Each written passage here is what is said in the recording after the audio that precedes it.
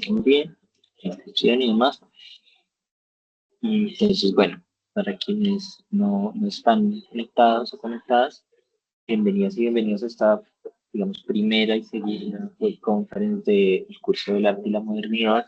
Tuvimos, como les comentaba, un problema con los mensajes. Yo había enviado una invitación y se ya me conecté, pero no había nadie. Pensé en grabarles un video, pero yo creo que es más interesante poder conversar un poco con Álvaro y con Lenny mientras tocamos como estos temas, y también incluye al final entonces un tema que es cómo abordamos la segunda web y que me parece fundamental, y es un poco el tema de las vanguardias, porque creo que si ustedes se dan cuenta, la tarea 3 y la tarea 4 propone una lectura distinta de lo que es la modernidad, pero he identificado también en otros momentos del curso que esta lectura es, digamos, es una lectura muy importante y muy valiosa en términos de una revisión histórica de la propuesta de lo que es estudiar historia del arte en un programa de artes, pero también, pues si uno, siento yo, no tiene tan claro cuál es ese movimiento de la modernidad europea y cuál es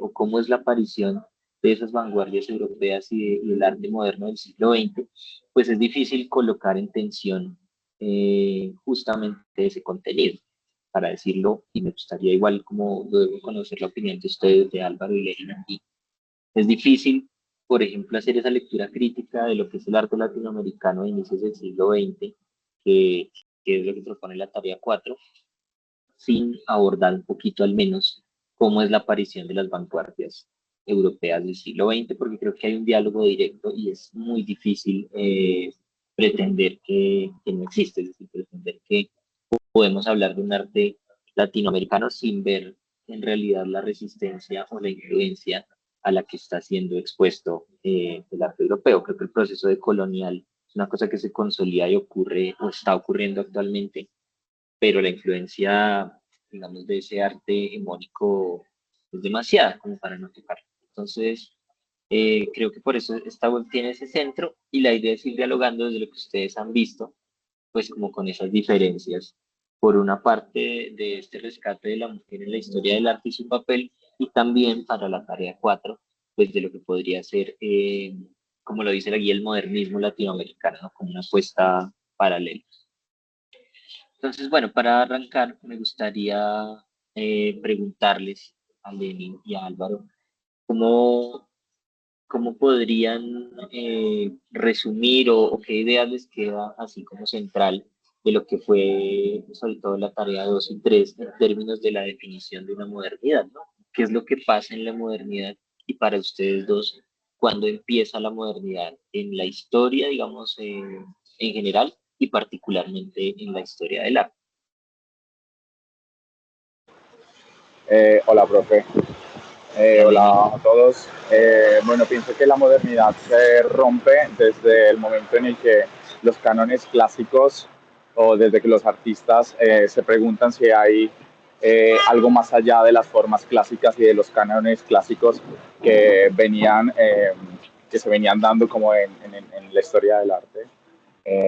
Y entonces pienso que desde ahí, desde que se rompe como eso clásico, parte o nace el pensamiento moderno o el arte moderno como tal. ¿Y más o menos en qué momento histórico situaría ustedes esa posibilidad de romper con lo clásico?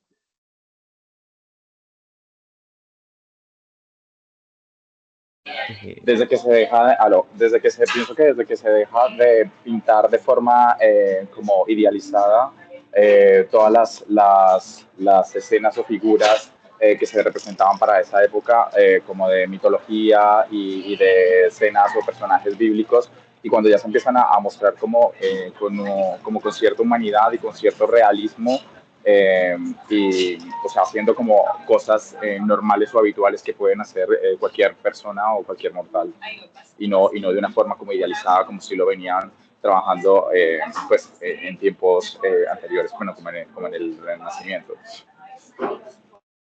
Ok, listo, Lenin. Y Álvaro, ¿cómo lo ve?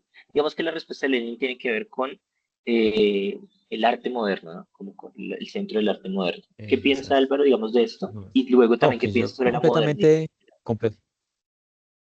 No, completamente de acuerdo con lo que expone Lenin. Yo creo que en el momento histórico, pues cronológico en la historia de la humanidad, pues con la Ilustración y la Revolución Francesa, no por los momentos en sí, sino porque estaba cambiando la forma de pensar y de ver las cosas, pues de reconocer individuos, de dejar de pensar en el rey y en la religión, de empezar a pensar eh, que hay algo más, ¿sí? Algo más que esas cosas y que eso se tuvo que haber visto manifestado en todo el sistema filosófico y también en el sistema del arte. Yo aprovecho con algo que me llama la atención también de la pregunta es cuándo comenzó y planteo una duda que me ha quedado a mí y es, uno, si ya terminó y cuándo terminó, porque veo, pues he leído diferentes versiones de cuándo comienza, es como más o menos claro históricamente. Cuándo termina, no. Entonces, digamos, no he podido comprender bien si siglo XX es modernidad, modernidad quedó en siglo XIX, si aún estamos en modernidad, es decir, eh, ¿hasta dónde llega? Bueno, yo creo que esa es como la reflexión que me gustaría dejar instalada, eh, sobre todo el concepto de modernidad en un sentido amplio, no tanto solamente en la historia del arte, porque incluso en la historia del arte hay un revisionismo, digamos, permanente sobre cuándo hablar de modernidad, pero mucho más como en términos de una historia general del pensamiento y de la humanidad.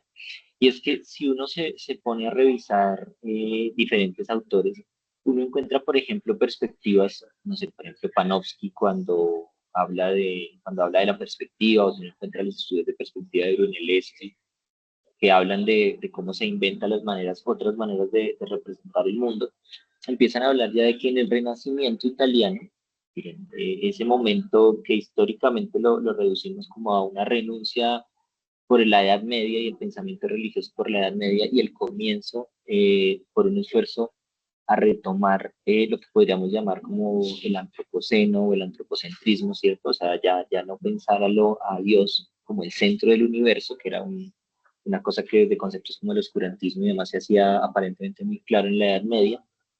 Lo mismo, hay diferentes lecturas de cómo eso tiene sus excepciones y hablamos como de unas maneras grandes en que la historia ha generalizado la lectura como de los tiempos. En esa ruptura de la Edad Media al Renacimiento, hay gente que dice, ahí ya aparece una cosa sobre la modernidad, ¿sí? Y es el regreso del antropocentrismo de a poco, es decir, volvemos a dejar de pensar que lo importante es estudiar o comportarnos de acuerdo a lo que nos va a decir la religión, sino que empieza a haber una preocupación que incluso religiosa, o sea, si uno mira los primeros que empiezan a hacer tratados como sobre la representación y sobre el mundo y a preguntarse por su característica más física, más allá de espiritual, pues son los que tienen acceso al conocimiento, que en ese momento además son pues los monjes, ¿no? Las personas están encerradas logrando pensar, escribir como personas que ya tienen solucionados todo un montón de asuntos aparte, digamos, de la supervivencia y de la guerra y demás. Y en el seno de ese pensamiento que es incluso religioso es que empieza a aparecer otra vez como ese descentramiento de la figura de Dios y empieza a aparecer nuevamente el hombre como una cosa importante. Entonces ahí hay como una cosa que llaman como un germen y hay gente que dice, desde el momento en que aparece la perspectiva, es decir, en que empezamos a pensar que es importantísimo representar el espacio, y lo decía ahorita Lenin también, como empieza a haber una representación como más real de las cosas y nos preguntamos por cómo plasmar eso visible, es decir, ya no me importa tanto el símbolo sagrado, sino lo que estoy viendo, y ahí sí se dan cuenta es lo que digo, el germen de un pensamiento que de a pocos va desmontando la idea de qué es lo importante. Entonces ya lo importante empieza de a pocos no ser como la figura sagrada o el símbolo, sino lo que veo y lo que puedo comprobar con los sentidos. ¿Sí? Y ahí aparece una cosa que es fundamental, yo diría para resumir de qué se trata la modernidad, y es la idea de verdad. ¿Sí? ¿Cuál es la verdad? Es una pregunta filosófica que de a pocos, como empieza a cuestionar la verdad sobre lo que se ve y cómo se ve, la verdad sobre el deber ser de asuntos como políticos, académicos, del saber, si es una cuestión del saber, de a poco se empieza a desmontar la confianza, digamos, plena en el pensamiento religioso, en la idea de Dios. Entonces, ¿cuándo inicia eso? Es complejísimo, porque hay gente que dice, inicia en el Renacimiento cuando empezamos a ver de otra manera y empezamos a pensar en cómo representar y eso nos va alejando del símbolo y nos va acercando a la idea de poder traducir los sentidos. En este caso, lo visual es demasiado importante.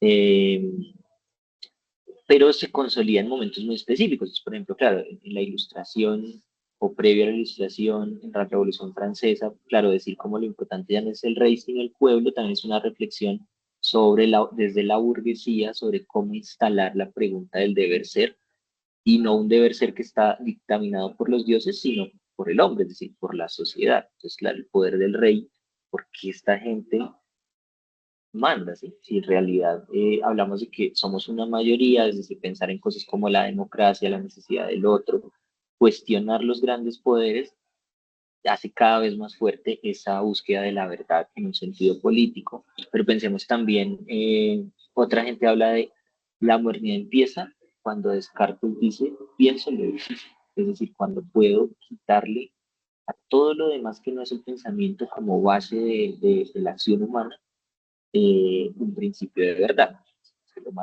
¿Cómo encuentro la verdad? A través del pensamiento. Y entonces ahí nace un planteamiento que es absolutamente moderno, ¿no? Es decir, quito todo lo que no me permite encontrar la verdad y con que me quedo con lo único que va está más allá de mis sentidos, con lo único que está más allá de lo religioso, con lo único que está más allá de las apariencias del tiempo, y es la idea de que pienso. ¿Sí? Yo pienso y eso es lo único que es real y existe. ¿Sí? Entonces, como yo pienso, existo y a partir de esa verdad edifico todo lo demás. Entonces, hay unos momentos en los que esa idea de modernidad como verdad se funda en las diferentes disciplinas y configura lo que uno puede llamar el pensamiento moderno. Entonces, claro, ese pensamiento va a tener que ver con estas características, por ejemplo, una cosa racional que critica lo religioso, que argumenta y hace dirigir, digamos, la duda como una base del pensamiento y luego construye algo que es el pensamiento científico, que se va a ver en otras cosas que decía Lenin, como la ilustración, la fundación de la academia. Ustedes entenderán que, digamos, antes las cosas en general se movían por sistemas de gremios, ¿no? Como el gremio de los zapateros, el gremio de los pintores, pero la academia es una idea de reunamos cuáles son como las verdades esenciales de estos oficios y labores que se van depurando y se van haciendo cada vez menos mecánicas y más racionales. Entonces, la aparición de la academia y luego de la universidad tiene que ver todo también con ese movimiento de búsqueda de la verdad. Entonces, de a pocos, si uno podría tener muchos momentos de corte, movimientos, características, pero es sobre todo esa búsqueda de la verdad la que va desmontando una confianza en cosas y la duda va haciendo aparecer por necesidad otras certezas, como la academia, como la universidad, como lo que llamamos la ilustración, el pensamiento ilustrado, del saber del método científico, que va a atravesar pues, un montón de cosas. Entonces, claro, eso tiene unas repercusiones en cada esfera de la vida, en el desarrollo filosófico, científico, en la especialización del conocimiento, las disciplinas. Si uno rastreara, por ejemplo, la historia de la universidad es muy interesante en ese sentido, porque es como hallar cuáles son las disciplinas, entre comillas, científicas iniciales. Entonces hay cosas como la retórica, la matemática, la aritmética, ¿sí? Pero también la música, por ejemplo, ¿no? Como el sonido y que hay una verdad abstracta en el sonido, en el ritmo, en la métrica, que empieza a configurar cosas como las artes liberales después, ¿no? Ya las cosas de la academia y del pensamiento. Y como lo decía también Álvaro, pues hay una cosa como el ascenso de la ciudad-estado en la Revolución Francesa, luego en la Revolución Industrial, que apoya mucho ese conocimiento. Entonces, algunos conceptos claves allí son estos, en el que yo creo que el que es fundamental es la idea de verdad, porque dirige todos los demás. La razón como la que encuentra la verdad, el enciclopedismo como el que acumula la verdad y le da continuidad y sentido y articulación, la democracia como la manera de encontrar una verdad que ya no depende del poder del rey, sino que es colectiva, como la verdad está en todos como grupo, y algunos movimientos también con tiempos como el de la ilustración. Ahora, de a pocos, si ustedes lo piensan bien, ese conocimiento que se va armando, digamos, se va acumulando. Por ejemplo, hay acontecimientos como la invención de la imprenta, nos da la posibilidad de guardar ese conocimiento y ya no solo replicarlo de manera manual, sino empezar a hacerlo masivo, es decir, de llevar la verdad al otro, que tiene que ver todo con la reforma protestante, ¿no? Ya se puede leer la Biblia, cualquiera puede leerla, claro, sí, la iglesia sigue teniendo un gran poder, pero uno podría leer esto incluso como un movimiento tan permanente que ocurre hasta hoy, para iniciar a responderle a Álvaro, ¿no? Aún hoy estamos en debates como si las personas que creen pueden acceder por sí mismas o no al conocimiento de cosas como la religión o incluso de cosas como los libros, ¿no? La educación sigue en una pregunta por la autoridad, por ejemplo. ¿Quién tiene la autoridad sobre el conocimiento y cómo funciona esa autoridad? ¿Cómo me acerco yo a la verdad y cómo, eh, sí, cómo la adquiero? Si necesito un otro, si ese otro tiene que el poder de la religión. No, es el poder de la academia, es decir,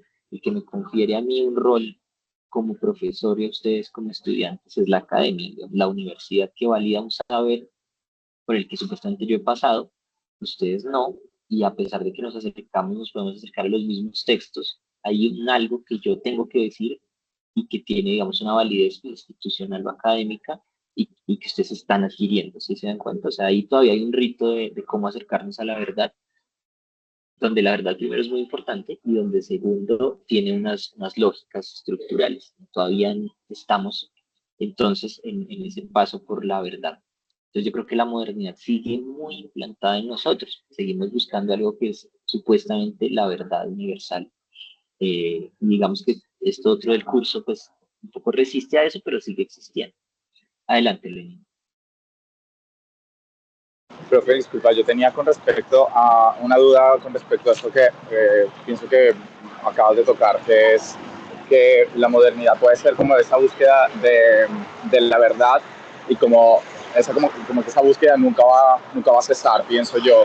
Y digamos que si la modernidad parte, filosóficamente parte de cuestionar lo que está establecido, fundamentado y te hace pensar que hay más allá de lo que ya está dado, sería como que no tendría un fin esta modernidad, ¿no? O sea, digamos, sería diferente la modernidad de ahora, del siglo XXI, a la modernidad del siglo anterior, del siglo XX, ¿no? Sí, y O, digamos, o ya entraría bueno, no me refiero solo a arte, sino como a estructura de pensamiento, porque después de la modernidad sería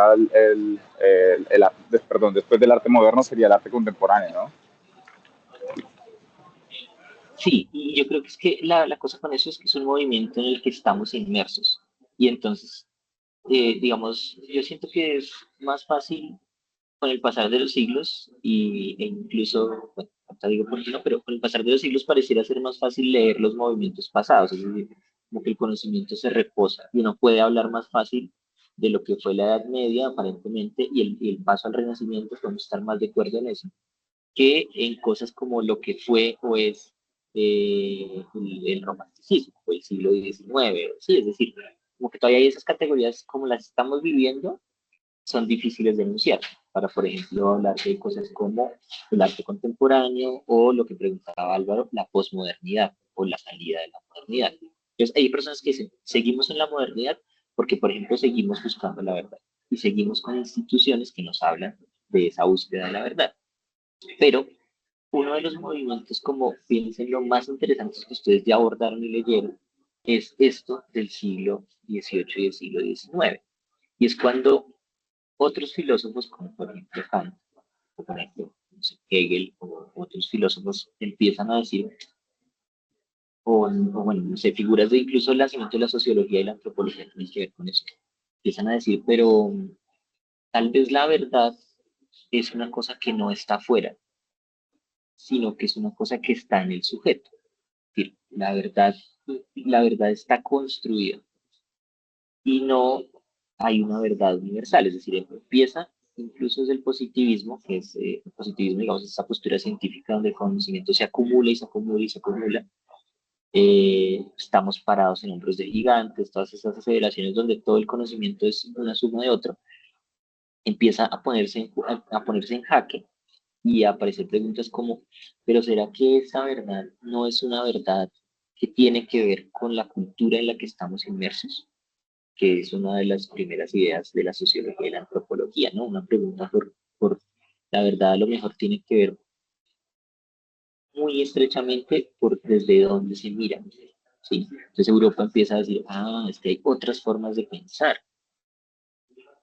porque está mirando sus colonias, ¿sí? Es decir, hay otras formas de pensar que estaban instaladas en América antes, hay otros tipos de productos, de verdades, de hecho, se empiezan a decir, a lo mejor la verdad.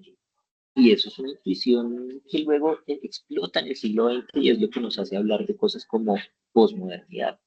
Y es, a lo mejor esa verdad es menos universal de lo que pensamos. Es decir, a lo mejor no hay verdades universales. Y siento que luego otros filósofos, como Nietzsche y demás, ya no se van a preocupar tanto por qué es la verdad, sino cómo se sostiene esa verdad.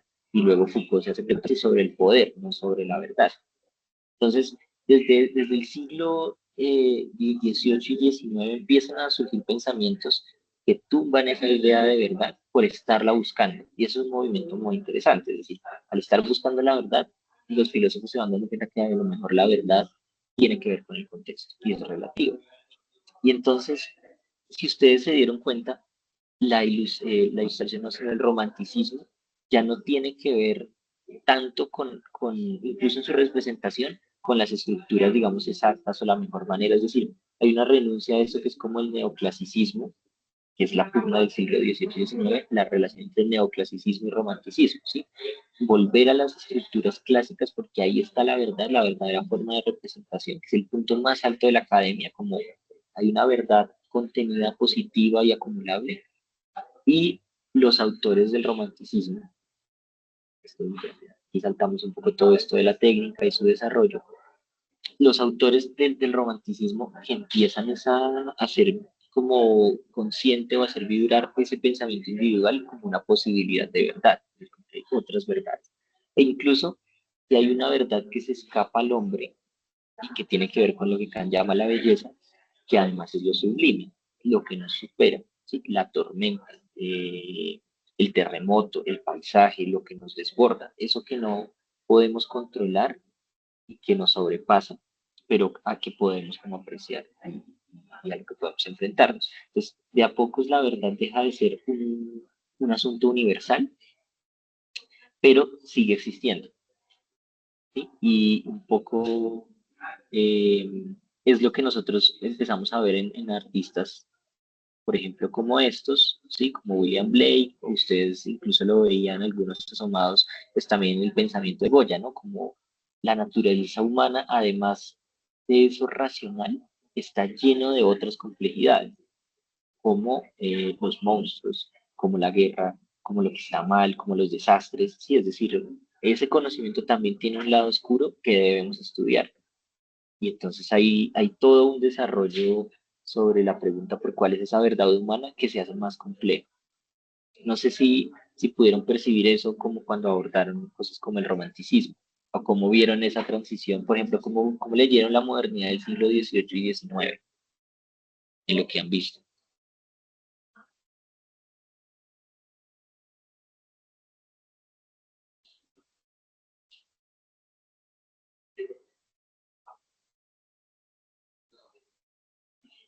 Escuchen.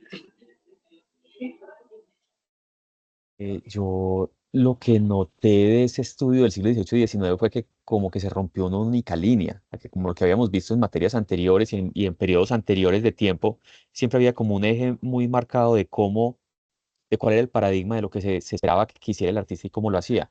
Fue que como que todo se desordenó, pues, y no lo digo en mal sentido, o sea, empezaron a surgir un montón como de visiones diferentes y unas colisiones en que no necesariamente había una única forma de hacerlo. Entonces, ese concepto que usted acaba de mencionar de verdad, hay que en ese momento, pues seguramente en la búsqueda de esta verdad, antes empezaron a explorar una cantidad de cosas que no permitían como definir un único estilo del momento, sino diferentes estilos del momento. A mí me pareció muy interesante ver, digamos, a mí William Blake me encanta ver lo diferente que era William Blake, digamos, frente a los neoclásicos que estaban en ese momento, el neoclasicismo con su estética, pues, y su orden, eh, que son casi contemporáneos, pero que tienen estilos muy diferentes. O sea, esa diversidad en el mismo ecosistema me parece que fue pues uno de los efectos que logré identificar de la modernidad. Gracias, Álvaro. Sí, sí, ya lo profundizamos. Y Lenin, ahorita el siglo XIX, digamos.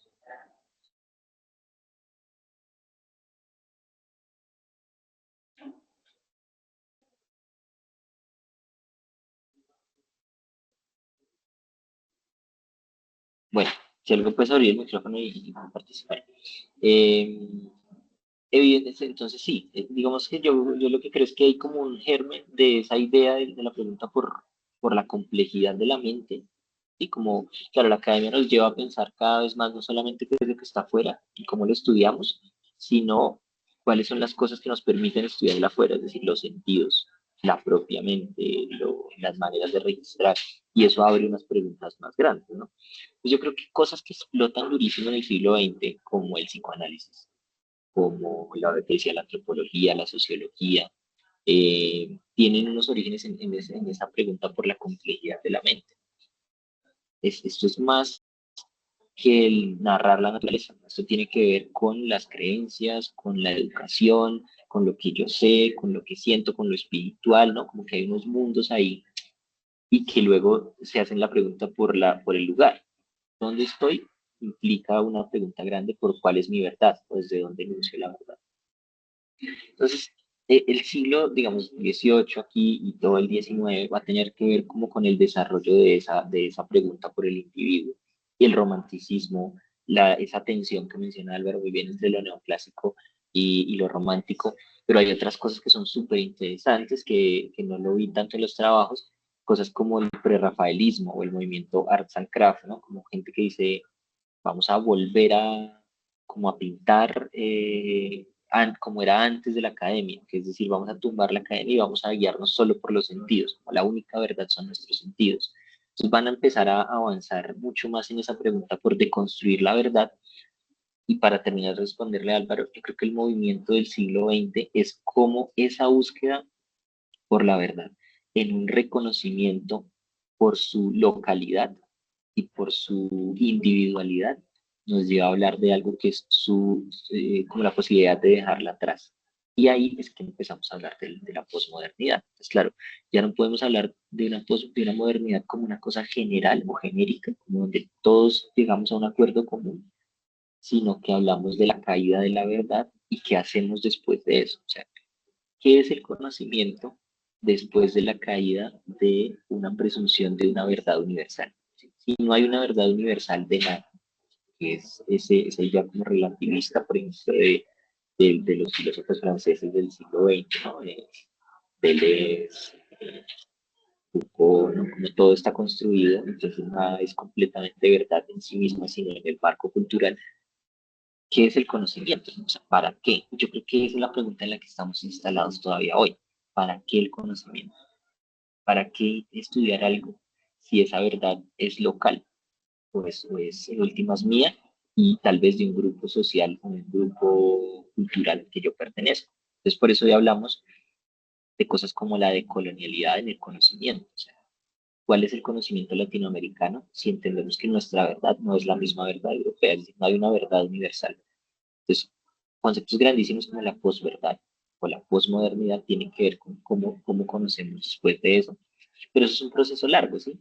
Y es el mismo proceso que en últimas habla de arte contemporáneo. Si ustedes miran en cualquier texto de qué es el arte contemporáneo, se encuentran con cosas como que es un arte que huye a lo monumental, que no pretende encontrar la verdad universal de las artes, sino narrar la verdad individual, que es a veces efímera, que es a veces contextual. Por eso el arte contemporáneo tiene mucho que ver hoy en día con prácticas instaladas y situadas. Es decir, no, la obra funciona solo en este lugar y se hace para esta exposición, ¿no? El site specific, el arte efímero, todo eso son respuestas a un asunto y es no podemos hablar de unas imágenes universales, sino de unas verdades locales. E incluso, pues, el final de esa posmodernidad, en el lugar que estamos hoy de lo contemporáneo, es ya no hablar de verdad, la experiencia, por ejemplo, transmitir, evocar, movilizar, pero ya no se trata de hallar verdad. pero ese es un movimiento en el que estamos hoy, si lo pensamos, pues, bueno, con Álvaro, que pues, estamos con Álvaro, pero tiene un tránsito largo. Entonces, ese tránsito ha implicado la posibilidad del artista de inmiscuirse en otras cosas también. Entonces el artista pasa de ser una persona que representa, que tiene un oficio absolutamente claro, que es la representación, que tiene una academia, a una persona que se pregunta qué es eso que ve y cómo lo ve, y en últimas quedándonos con eso del pensamiento, ¿para qué lo ve? ¿Sí? ¿Para qué el arte? William Blake ya es un artista que el arte para el espíritu, para las grandes cuestiones del espíritu, que es como yo interpreto la religión, ¿no? Este no es la misma representación de Dios, digamos, imposible de la Edad Media, donde lo que es posible es la Virgen, ¿no? Cuáles son los simbolismos y las representaciones de Dios, ¿no? El sol y demás. Vale, Lenin, ¿no? Entonces, esas formas van haciéndose cada vez más particulares, van buscando una verdad propia y van como renunciando a lo universal. El artista también entonces puede opinar ya luego sobre física, sobre política, menos por encargo, ¿no? Entonces, dale, Elena, tranquilo. Igual ya más de la mitad de lo que quería yo conversar. Entonces van teniendo unas maneras de inmiscuirse también, ¿no? Como académicos, por ejemplo, Duke Daumier o Honor de Daumier es un artista francés que participa activamente en los procesos políticos y demás, y luego hace caricaturas, hace sátira. Entonces ya el artista no es un hacedor, sino es también un pensador, es decir, aterriza en una modernidad tal que le permite reconocer que su hacer es el pensamiento, la búsqueda de esa verdad que cada vez, como digo, es más propia. Aquí todavía, por favor, no lo leamos nunca como una cosa llena de cortes, o sea, como a partir de hoy el arte es esto, sino que es una cosa que se va transformando. Entonces, esa cosa del artista como pensador, y si ustedes lo miran hoy en día, incluso hay artistas que no tienen ningún oficio más que pensar, ¿no? Es decir, esa lógica caricaturesca a veces de lo que es el arte conceptual se instala allí, es decir, el artista es el que tiene ideas y las lleva a cabo a veces sin necesariamente usar sus manos.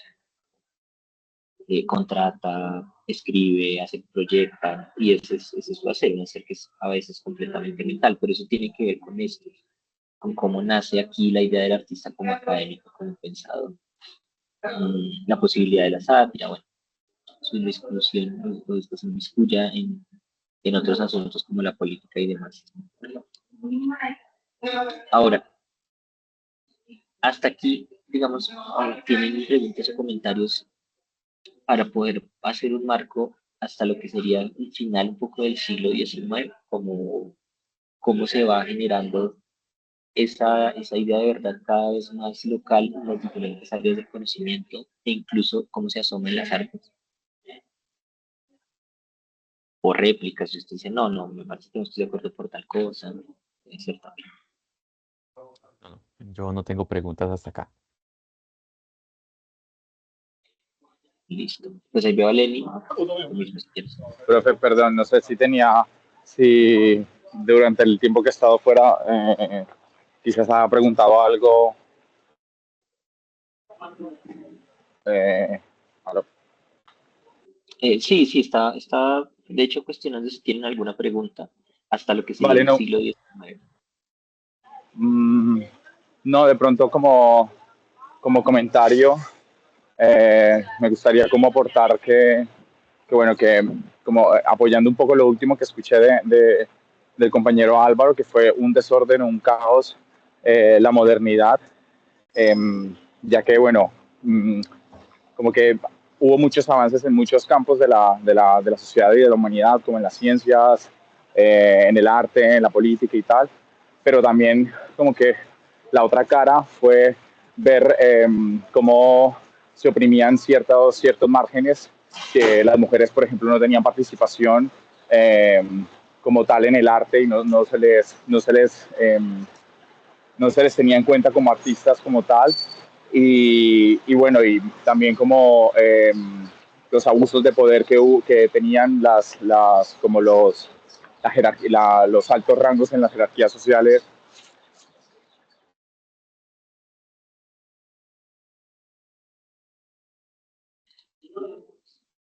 Creo que se desconectó otra vez. Pero sí, es interesante ver cómo qué es lo que se mueve, ¿no? Qué es lo que se mueve en esa primero idea de conquista de la verdad y luego en su puesta en cuestión, ¿no? Como que en última se trata del pensamiento primero elevándose y luego cuestionándose a sí mismo. Yo creo que, por ejemplo, esos cuestionamientos que hoy vivimos de género y demás, afortunadamente hacen parte del mismo movimiento. Es decir, luego es como, pero ¿por qué en todo esto había un papel de género tan marcado? Es decir, y revisar históricamente es demasiado pertinente, ¿no? Como, pero ¿por qué no hablamos de las mujeres en la historia del arte? ¿Cuáles son esas figuras? Y es una reivindicación actual, ¿no? Que plantea unas posibilidades de verdad distintas. Incluso la verdad de la historia se pone en cuestión y por eso es tan complejo cada vez más hablar de todo esto que nosotros hablamos, porque la modernidad se sigue revisando. Entonces, el asunto del género y de lo social y del poder sigue siendo puesto en cuestión. Entonces, por eso ya no podemos hablar tan tranquilamente del positivismo y ya, o como de los movimientos y ya, no encontrando que hay figuras que se rescatan, que se oponían a eso desde hace mucho. Entonces se encuentra de que en realidad la relación entre verdad y poder no es una relación tan limpia, es decir, no es como empezamos a buscar la verdad y ya, sino empezamos a buscar la verdad que les convenía a ciertos grupos y el poder, y es una lectura también como, digamos, entre comillas, postmoderna, pero de revisión de la propia modernidad, el poder cómo se conecta todo el tiempo con esa lógica de verdad. Y esos son estudios que aún tenemos, ¿sí? Y lo de colonial tiene todo que ver con eso, ¿no? Porque antes era como, no, pues los europeos trajeron la verdad y no la impusieron. Entonces decíamos, como no, es que nos impusieron la verdad. O así era cuando hablábamos en mi colegio. Pero ahora uno podría decir, como no, no, o sea, tal vez nos impusieron la verdad, lo que hicieron fue borrar nuestra verdad de las cosas, nuestras maneras de estar. ¿Sí?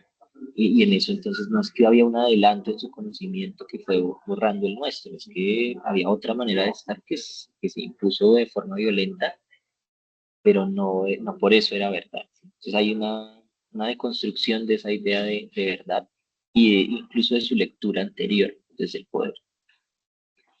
Pero todo eso es el movimiento del siglo XX. ¿Se dan cuenta, no? El siglo XIX sigue intentando hasta el final encontrar una verdad que es individual, pero que sigue siendo muy europea, porque se cuestione sobre sí mismo, sobre sobre el poder del Estado, sobre, no sé, el pensamiento kantiano, pues sigue siendo un pensamiento totalmente europeo, es decir, que se pega de los autores anteriores para cuestionarlos y decir, hay una cosa que es previa a priori y otra que no, ¿no? Como que es lo que está anterior al ser humano, que es lo que es esencial y que es lo que es cultural. Preguntas como esa, pero que siguen siendo muy coloniales. Incluso entonces los bárbaros del siglo XX, diría yo, son la resolución a ese movimiento de, como diría Álvaro, bifurcación de maneras de verdad o de conocimiento de la verdad. Entonces, aquí lo ponía un poco, ¿no? Para realizar la tarea 4, por ejemplo, creo que es importante entender lo latinoamericano en una relación, influencia u oposición a las vanguardias del siglo XX.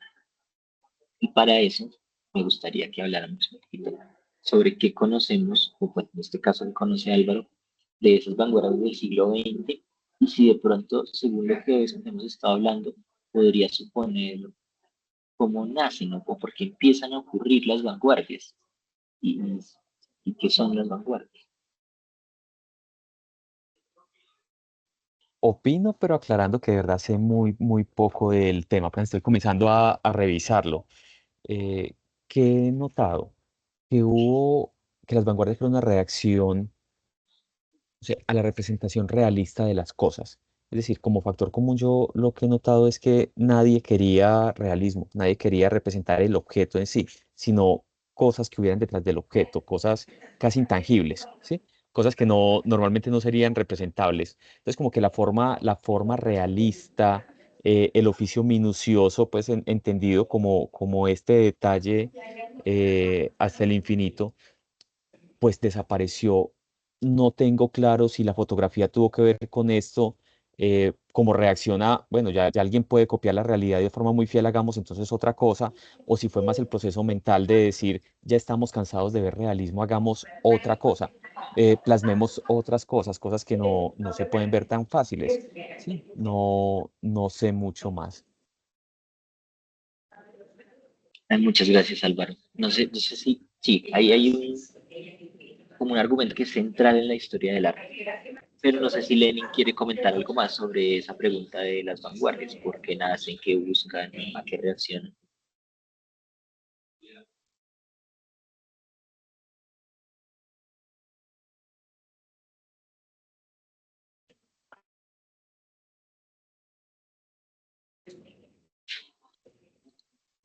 ¿Quieres decir algo, Lenin? Es que te veo como intentando, pero... Hola, Lenin. Tienes el micrófono abierto, creo.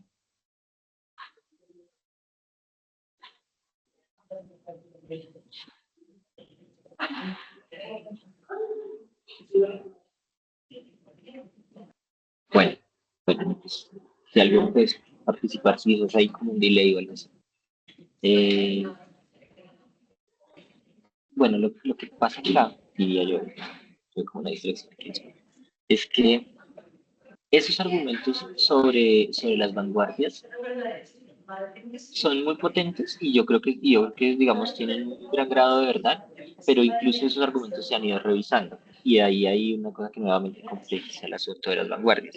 Entonces sí, hay una cosa que es desde ese grado de verdad propia, ¿sí? Del sujeto que va encontrando su verdad y se pregunta por ella, pues los artistas también empiezan a soltarse de la academia y a decir, pero qué es lo que es verdad de esto que yo veo, ¿no? Entonces, por ejemplo, por resumir groseramente un movimiento que es el impresionismo, en figuras que luego incluso renuncian a ella, como Cézanne, es como, pues, si uno lo ve desde el individuo y desde la física, que va avanzando hacia allá en paralelo, o sea, probablemente los impresionistas hablaban y leían mucho sobre física. En últimas, lo que vemos está mediado 100% por la luz. Es decir, los objetos solamente nos son visibles porque la luz existe. Y entonces lo que tenemos que capturar como pintores o lo que podemos representar de lo que realmente vemos, entonces la pregunta de lo que realmente es muy importante para las vanguardias. Y vean cómo se conecta de una con la idea de verdad. Es decir, ¿cuál es la verdad del arte? Entonces los impresionistas, la verdad del arte es lo que yo veo. ¿Y cómo capto lo que veo? Pues representando la luz, porque lo que yo veo es la luz. Y entonces cuadros como, eh, eh, por ejemplo, creo que es Monet o Manet que pinta una catedral a diferentes horas. Y lo que uno ve es como un cuadro que casi no sé ni la forma de la catedral, pero hay un cuadro que es muy azul. Obvio sí se ve la estructura, pero digo, no le importa tanto como la estructura detallada, como dice Álvaro de la catedral, sino la luz, cómo le pega a la catedral. O sea, hay una que se ve muy azul, otra se ve más amarilla, otra se ve más rojiza, la del mediodía pues se ve menos detallada porque es como un golpe de luz directo sobre el edificio. Entonces empiezan a decir, lo que yo puedo representar es la luz. Y de esa idea de la luz, por eso se llama el impresionismo, tiene que ver con la idea de la impresión de la luz en el espectador. Luego se dirige a esto de la pincelada, ¿no? Entonces, claro, la luz es como esa cosa que está llena de rebotes, de transiciones, de momentos. Entonces, ellos dicen la fotografía no puede capturar el tiempo de la luz, pero nosotros sí. Y entonces empiezan a construir, todo el impresionismo tiene que ver con esa posibilidad de la luz. Otros, entonces, como el expresionismo, lo que es, como no, o sea, es esta realidad leyendo otros autores, por ejemplo, psicólogos, empieza a aparecer el psicoanálisis. Lo que hay detrás de las cosas es mi relación afectiva con ellos. Y la verdad del arte, como dice Álvaro, no es la representación directa de las cosas, sino esa emotividad que yo tengo a través de ellas. Entonces, el arte no tiene que hablar de las cosas como se ven, sino de esa verdad que es el espíritu, que es mi relación con las cosas. ¿Sí? Entonces, esa idea de verdad está en unas vanguardias y en una serie de autores que tienen una diversidad, digamos, nacional, conceptual, filosófica, como que están muy relacionados con unos y otros, pues va a tener unas respuestas muy distintas y cada una de esas respuestas es una vanguardia. Tanto es así que por eso las vanguardias tienen manifiestos. Un manifiesto no es sino una declaración sobre lo que debe ser una práctica. El manifiesto impresionista es, el arte debe ser esto. Busquen, por ejemplo, el manifiesto futurista, que es una cosa italiana y dice, el arte es el movimiento y debe representar el movimiento. Mira, no sé, como eh, el constructivismo ruso, las vanguardias de pintura de la Bauhaus, todo este arte que es tan extraño y tan abstracto, en el fondo es como una postura sobre lo que el arte debe ser y debe representar. Entonces, para decirle a Álvaro, sí, hay una cosa que se ha leído como un gran argumento que es el nacimiento de la fotografía. Esto ya se puede representar, entonces, ¿qué más buscamos? Pero yo he leído como otros autores que dicen, no, esto, si bien la fotografía es muy importante porque libera la necesidad de representación a la pintura, es decir, le quita esa posibilidad a su oficio y lo hace cada vez más fácil mediante lo fotográfico. En realidad también hay una comunicación entre el desarrollo de otros conocimientos y los artistas que hace que esto se mueva hacia otros lugares. Por solo dar, digamos, un ejemplo, el surrealismo. Eh, Tiene como dos grandes, es consecuencia, según algunos autores, de dos grandes cosas. Primero, las guerras mundiales, es decir, los horrores a los que puede llegar la humanidad y el compromiso entonces de los artistas de mostrar esos horrores en procesos mundiales y globales. Eh, un poco la decepción sobre ese positivismo y entonces es como, así que yo no, o sea, aquí lo que hay es como toda una cosa del oscuro que es el hombre y eso es lo que hay que pintar o denunciar eso. Y por otro lado, eh, esto que hoy llamamos el inconsciente, el psicoanálisis, todas esas vías de la psicología que dicen hay una cosa que está velada, que es el inconsciente, que es esas relaciones complejas con la madre, con el padre, el mundo de los sueños como un mundo onírico. Entonces el surrealismo dice como hay que pintar eso que es verdad en la humanidad y que no se puede ver en el mundo sensible, que son por ejemplo los sueños. Y entonces todo el desarrollo, si ustedes lo ven en el manifiesto surrealista, que tiene que ver con lo automático, con lo azaroso, con lo profundo del inconsciente, está igual buscando en el fondo una verdad que es particular y que plantea un deber ser del arte. Y por eso no es un artista, sino un grupo, como Dalí, Madrid, Marcel, ¿no? Como unos artistas que se sitúan incluso en un lugar, en España y Francia, sobre todo, y dicen como vamos es a hablar de los sueños y a representarlos, y eso extraño que está en el inconsciente es la verdad de la... Ahora, hay otras modernidades, o sea, es decir, hay otros movimientos vanguardistas, y por eso hablamos del montón, ¿no? Del impresionismo, el expresionismo, el surrealismo, todos esos ismos se vuelven construcciones de verdad. Entonces, por ejemplo, hay artistas que transitan entre uno y otro, ¿no? Entonces la gente dice, claro, hay un primer Picasso que lo que estás preguntándose por como por otros movimientos o expresiones como las africanas, otras formas de representación, y aparece algo como el primitivismo, esa pintura antes de la academia, con unos colores vivos. Entonces, cosas como el fauvismo, el expresionismo, el cubismo, tiene que ver con ese mirar otras formas de verdad y decir, ah, a lo mejor el arte debe mostrar esto, como las otras formas de ser que no están en ese edificio académico. Hay otras maneras de pensar el mundo. Y bueno, ya lo mencionaba un poquito como con el impresionismo, que tenía que ver con el adelanto fotográfico, el cambio de la representación, pero también hay una cosa sobre la luz que lo mencionaba que tiene que ver con las matemáticas y la física, con las teorías de la comunicación, y aparece allí pues el impresionismo, cosas como el cubismo, ¿no? Como nosotros no vemos, de una manera cubista, ¿no? Nosotros no vemos eh, como la cámara, que es una de las posturas más chéveres del cubismo, ¿no? Nosotros no vemos como la cámara porque tenemos dos ojos.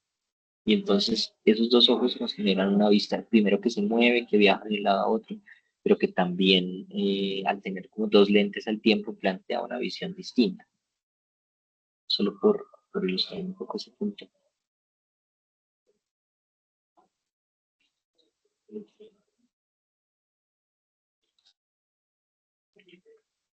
Eh,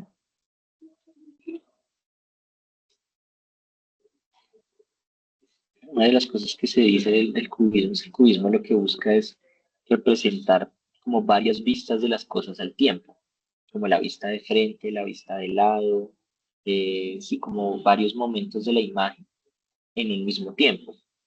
Entonces, como varias perspectivas de la tetera, desde arriba, desde el lado, pero todos vistos en la misma pintura. Así, claro, esto es como un experimento, eh, pues que empezando el siglo XX no había manera de hacerlo componiendo con fotografías y demás. Pero, por ejemplo, David Hockney es uno que devela como de una manera que yo diría que es más fácil de ver esa verdad del cubismo. Entonces, él dice como lo que busca, lo que David Hockney es un artista investigador muy interesante. Entonces él dice como lo que buscaba el cubismo años después, como de los 70s y 80s, dice Hockney, era representar las cosas de muchas perspectivas desde un mismo punto. Y él lo que hace es que empieza se para frente a una persona o frente a lo que sea, y empieza a tomar como fotos moviéndose un poquito hacia el lado, ¿sí? Y luego arma un solo cuadro con eso. Entonces logra una cosa que incluso si es una cosa lejana parece muy tranquilo, muy bien armado, pero en realidad aquí hay una suma de muchas perspectivas que dependen de un pequeño giro de la cabeza. O sea, cada una de estas cosas es una foto que él toma, moviendo la cabeza hacia arriba, hacia abajo. Esta, ¿no? Tiene una persona enfrente y lo que hace es ir moviendo la cámara en una Polaroid, tomando fotos y luego lo arma. Entonces él dice como, bueno, lo que buscaba el cubismo en realidad era mostrarnos que nosotros no vemos como ve una cámara. Están viendo esta imagen de la situación. Sí, se ve.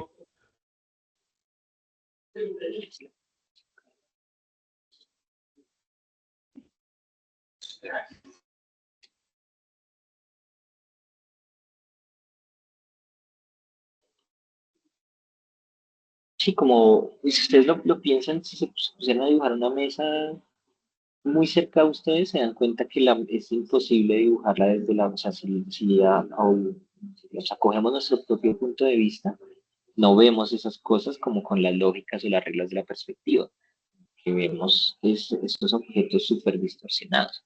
Entonces, Hockney es uno de los que dice, eso era, por ejemplo, lo que buscaba el cubismo, ¿no? Como entender que de esa manera, o sea, la verdad de nuestra observación no está en las leyes de la perspectiva, que son un invento más bien como de lo que era la matemática de la época, pero en realidad nuestra manera de ver es otra cosa, es bifocal y porque los objetos se acercan. Entonces, más allá de cosas, por ejemplo, otras posturas como el expresionismo, el surrealismo y demás, de Viajo y otros autores, el cubismo más bien viaja a lo que vemos, al cubo literal, a la representación de la realidad en tres dimensiones, pero convertida a otras dos dimensiones.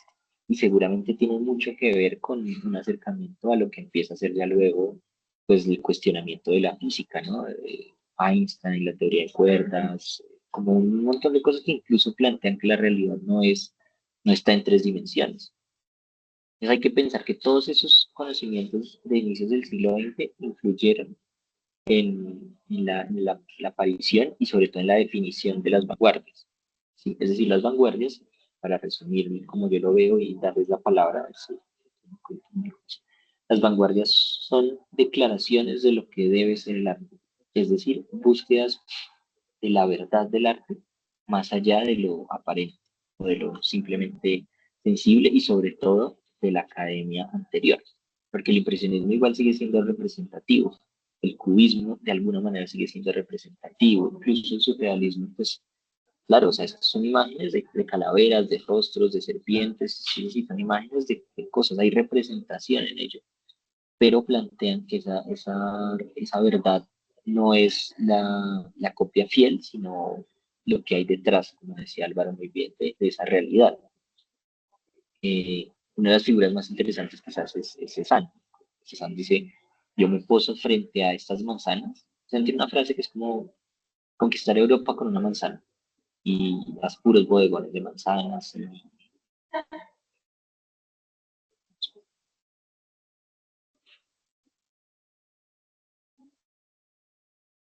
Es una de las figuras más extrañas de, tal vez, del mundo.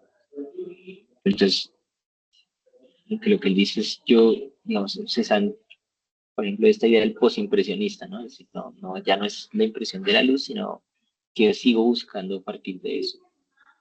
Y en principio uno dice, pues nada, pues esto es una pintura de un paisaje, de hecho no tan buena, pero las cartas de Cézanne y el pensamiento de él alrededor de lo que está pasando, o sea, sus reflexiones sobre el color y sobre el sostenimiento de la mirada, son tremendas.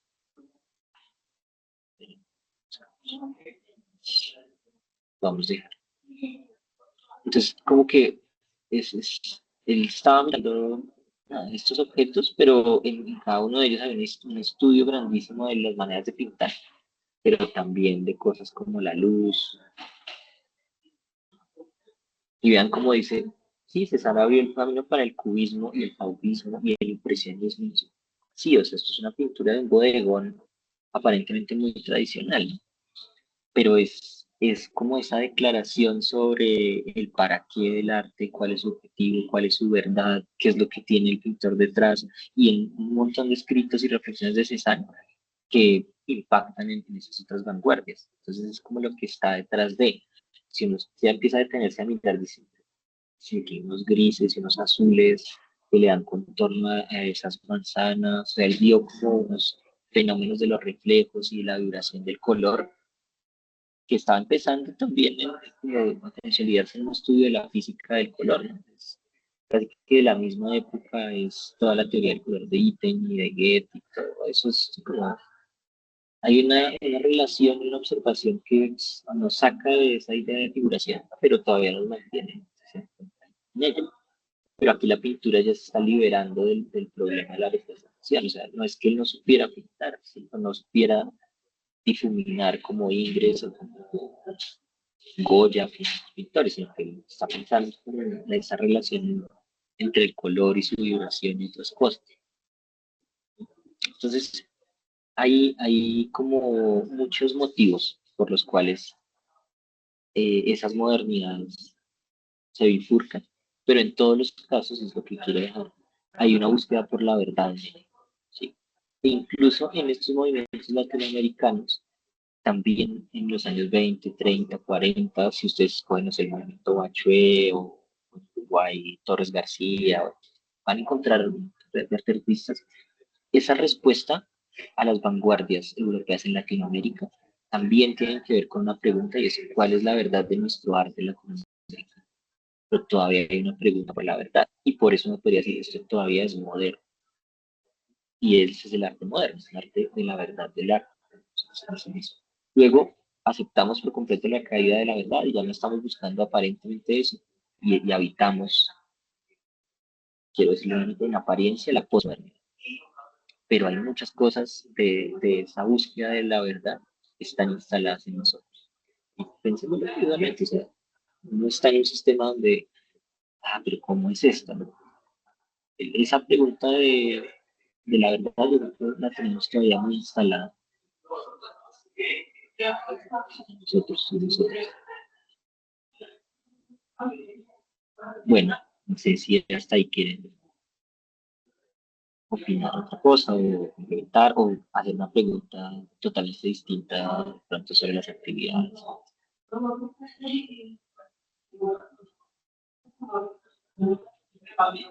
No, por este lado nada. No, profe.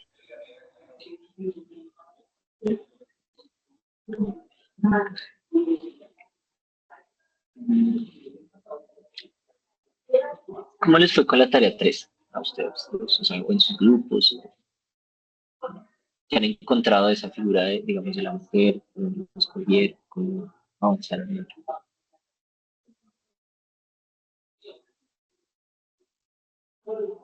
Profe, yo esa entrega no la pude completar por cuestiones de trabajo que me tuvo tiempo y si usted lo ve bien, luego le puedo escribir y exponer como mis horarios para ver si hay alguna forma de poderlo, de que me dé un nuevo tiempo para presentarlo. Pero pudo iniciar como abordó el tema, leyó. sí, se acercó como a esa pregunta por la historia de la, o sea, el papel de la mujer en la historia del arte, sobre todo en el periodo de la modernidad. Oh, perdón, entonces no me explico. ¿Cómo? Me decía, profesor, que tengo un No, poco de que sí, ruido igual, aquí en el parque.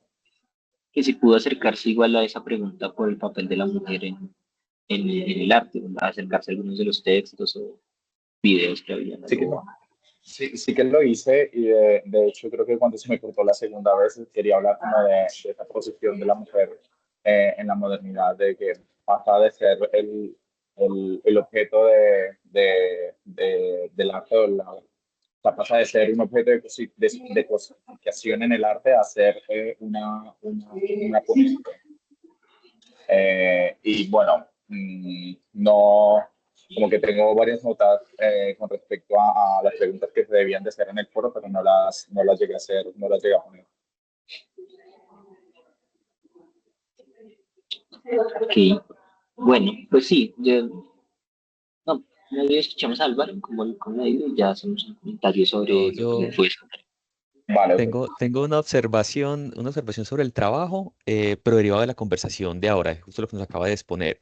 Y es que con la duda que planteé al principio fue porque justo en el trabajo tuve, digamos, problemas entre comillas, tuve la duda de hasta dónde poder llegar en el tiempo al buscar esta representación de la mujer y la imagen femenina, pues en realidad en la modernidad. Es decir, no tenía claro lo que pregunté al principio, si podía llegar al siglo XX o hasta qué punto podía llegar. Eh, digamos, no tuvimos problemas en la elaboración del trabajo, pero creo que habría sido bastante más interesante en mi proceso personal de la elaboración.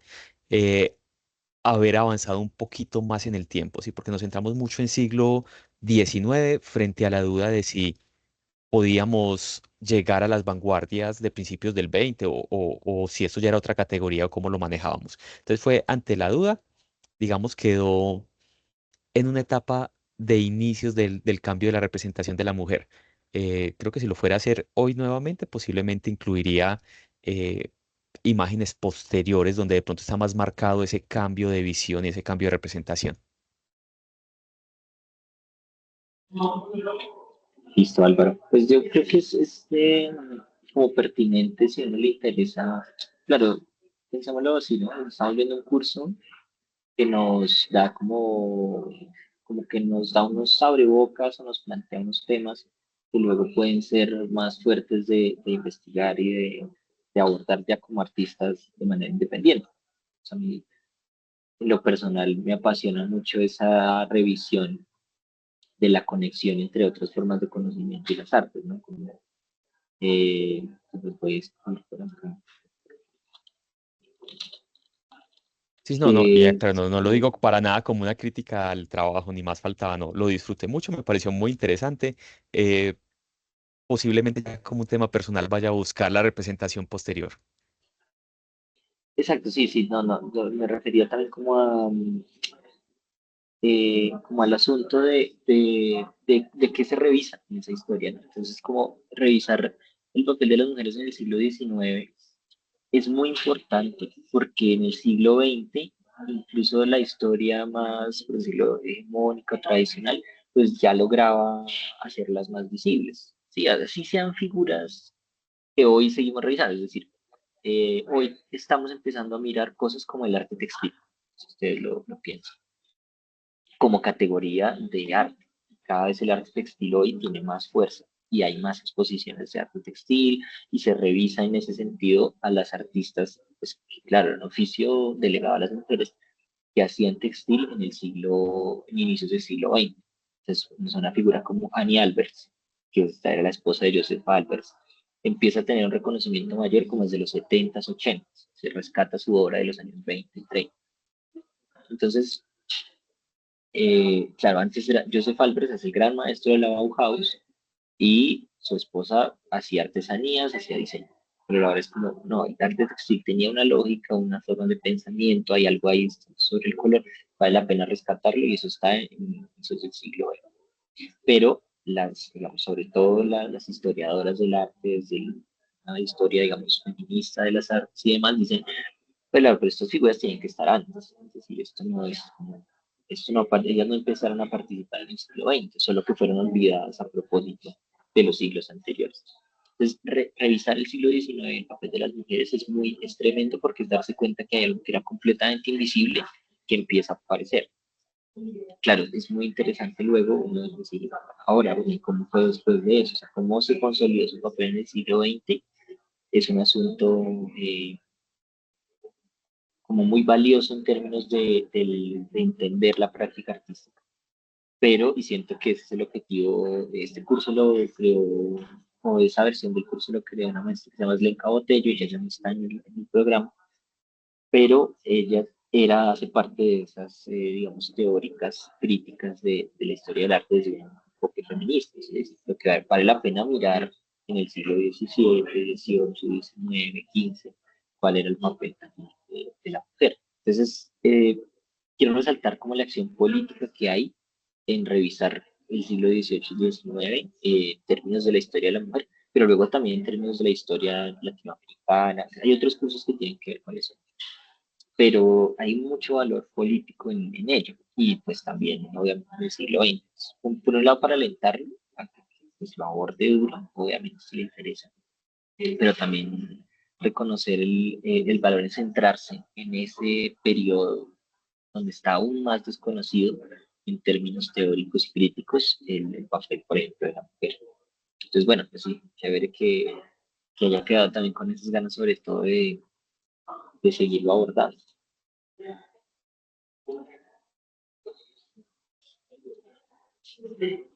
¿Me escuchas?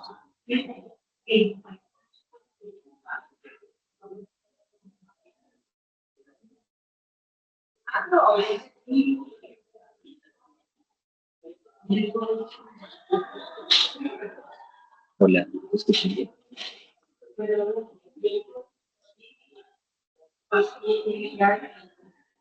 Hola. Hola, ¿me escuchan? Hola, profe, ¿has preguntado algo, perdón? No, no, Sí, que es se me que se escucha, escuchaba. pero con un poco de interferencia, pero se le escucha. Ah, bueno. Entonces, sí, estoy en dos equipos. No veo. Ah, ya vi, bueno, estoy en el otro. Listo.